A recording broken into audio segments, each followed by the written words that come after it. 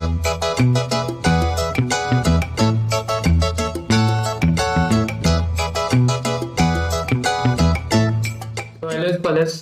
आर्य public school class 5 math chapter 4 कर रहे थे। देखिए चैप्टर नंबर 4 में हमने एक्सरसाइज 4.1 टू 4.4 कंप्लीट कर लिया है। 4.5 हमने स्टार्ट की थी जिसका क्वेश्चन 1 हमने कंप्लीट कर लिया था। आज हम देखेंगे क्वेश्चन नंबर 2 और उसके आगे की क्वेश्चन। देखो क्वेश्चन नंबर 2 में लिखा क्या हुआ है, round of each number two the nearest 100 and estimate the product. जैसे क्वेश्चन नंबर 1 में हमने राउंडिंग ऑफ की थी नियरेस्ट 10 तक की, इसमें हमें क्या करना है, राउंडिंग ऑफ करनी है नियरेस्ट 100 तक की और उसके बाद उसको हमें मल्टीप्लाई करना है। ठीक है, हमें नियरेस्ट 100 तक की राउंडिंग ऑफ करनी है, फिर उसको हमें मल्टीप्लाई करके आंसर बताना है। तो सबसे पहला जो नंबर है, देखो इसका मैंने फॉर्मेट यहाँ पे लिख करके रखा हुआ है, इसी तरीके से आपको भी आपकी कॉपी में लिखना है। सबसे पहले हम नियरेस्ट 100 निकालेंगे 179 का, तो नियरेस्ट 100 ऑफ 179। अब 179 जो है इसका नियरेस्ट 100 क्या होगा, 179 आता किन दो हंड्रेड्स के बीच में है, तो ये 100 और 200 के बीच में आता है 179। अब ज्यादा किसके क्लोज है 179, ये है हमारे 200 के। देखो नियरेस्ट 100 निकालने, इसलिए हम 100 के बीच की वैल्यू डिसाइड करेंगे, है ना, कि किसके ज्यादा क्लोज आता है। पिछले क्वेश्चन में नियरेस्ट 10 था तो हम 10 तक की वैल्यू ले रहे थे, इसमें नियरेस्ट 100 का निकालने, इसलिए हम 100 तक की वैल्यू लेंगे। और नियरेस्ट 100 आपको आई होप आता होगा अच्छे से।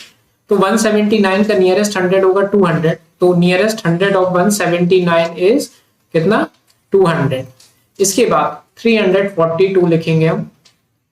अब 342 का नियरेस्ट 100 हमें निकालना है, तो 342 किस किस के बीच में आता है, 300 और 400 के बीच में। ठीक है, तो 342 इन दोनों नंबर में से किसके क्लोज है, तो ये हमारा 300 के ज्यादा क्लोज। 342 300 के क्लोज होगा ना, तो यहाँ पे हम क्या लिख देंगे, 300 लिख देंगे। अब जो मैंने आपको पिछली वीडियो में बताया था डायरेक्ट मल्टीप्लिकेशन करने का एक तरीका, तो उसी तरीके से हम क्या करेंगे, इसको भी सॉल्व करेंगे, है ना।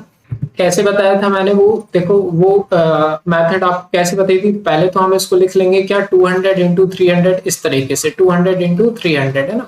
मल्टीप्लाई तो आप डायरेक्ट वैसे भी कर सकते हैं जैसे आप नॉर्मल वे में करते हैं, लेकिन वो अगर 0 लिखे हो तो डायरेक्ट ऐसे ही करना प्रेफर करना बहुत अच्छा रहता है।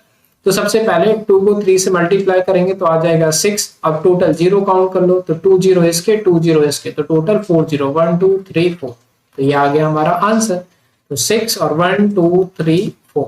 या फिर आप डायरेक्ट भी मल्टीप्लाई कर सकते हो, प्रोडक्ट मतलब क्या होता है, मल्टीप्लाई। तो वैसे भी आपका आंसर आएगा, है ना, वही आंसर आएगा जो हमारा यहाँ पे आंसर आया। तो अब बी वाला पार्ट देखो, हमें 439 और 224 का नियरेस्ट 100 निकाल के मल्टीप्लाई करना है।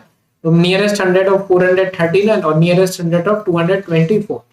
अब 439 का नियरेस्ट 100 कितना होगा, 400 और 500 के बीच में आएगा, ये ज्यादा क्लोज होगा हमारे 400 के, तो हम क्या लिख देंगे यहाँ पे 400।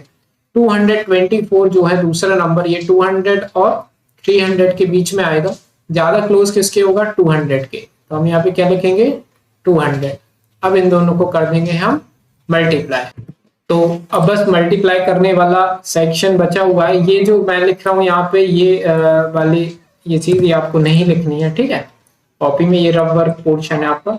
अब 400 लिखेंगे हम सबसे पहले, और फिर क्या लिख देंगे 200, 400 और 200। इसके बाद हम क्या करेंगे, इन दोनों को मल्टीप्लाई, तो 4 2 जा होता है हमारा 8 और 2 0 इसके 2 0 इसके, तो हमारे 4 zeros आ जाएंगे। तो यहाँ पे हमारा आ गया 8 8 1 2 3 4, ये आ गया हमारा क्या आंसर, है ना। नियरेस्ट 100 निकाल के हमने मल्टीप्लाई कर दिया, तो ये आ गया हमारा क्या आंसर। अब हम देखते हैं सी वाला पार्ट। तो देखो सी वाले पार्ट में भी सेम ही प्रोसेस है। अब तो मुझे लगता है आप पे बनेगा।